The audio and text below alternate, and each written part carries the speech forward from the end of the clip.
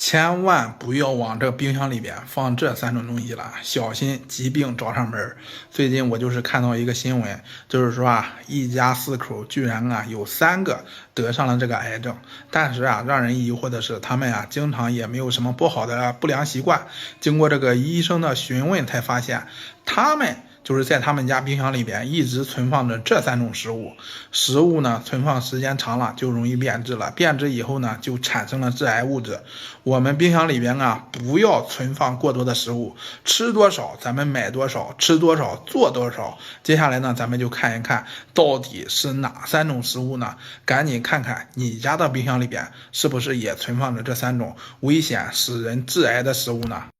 大家看一看，这是我家的冰箱今天我把这3种全部都扔掉了，冰箱已经空了，是不是？今天我拍个视频给大家详细的介绍一下到底是哪3种，咱们冰箱里面有的话赶紧第一时间扔掉吧。第一种就是这个坚果类的食物我们大家都知道坚果它富含这个维生素、脂肪和这个蛋白质。你经常吃坚果就会给我们的身体均衡的补充营养。坚果虽然营养丰富，但是它很容易吸收这个水分，就会受潮发霉，容易产生这个黄曲霉素。我们大家都知道黄曲霉素是一种非常厉害的致癌物质。你要是吃了变质的坚果，我们的肝脏就会受到很大的损害了。所以我们要把这个坚果类的食物你放在这个干燥通风的地方，一次性不要买太多了，防止它受潮发霉。第二种呢，就是淀粉类的食物了，也是我们每天吃的最多的一种食物。就比如说我们每天吃的馒头面条子还有那个米饭是不是？假如你把这些食物放在这个冰箱里边，时间长了就会严重影响我们的身体健康。因为淀粉类的食物在这个低温环境下会加速变质发霉，就会很容易产生这个黄曲霉素。这种致癌物质会危害我们的肝脏。建议大家呢一次性不要再做太多的食物了，当天的食物呢咱们当天吃完，不要再存放冰箱里边了。第3种就是咱们经常腌制的食物，比如说腊肉、泡菜还有腌制的咸菜。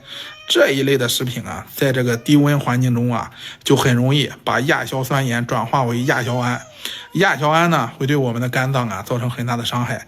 另外呢，这些腌制食品要是长时间放在冰箱里边的话，还会滋生细菌，这些细菌就会很容易产生致癌物质。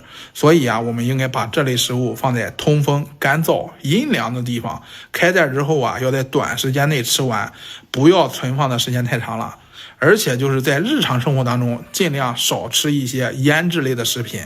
为了我们的身体健康，你一定就是不要把这3类食品放在这个冰箱里边了。今天看到没有，我们家的冰箱全部都清空了，是不是？我全部都扔掉了。今天我这个视频就分享到这里。咱们就是刷到以后有不同看法的，可以在评论区留言，也可以点赞、收藏、转发一下，让更多的朋友知道这个事情，是不是？传递正能量。下个视频再见。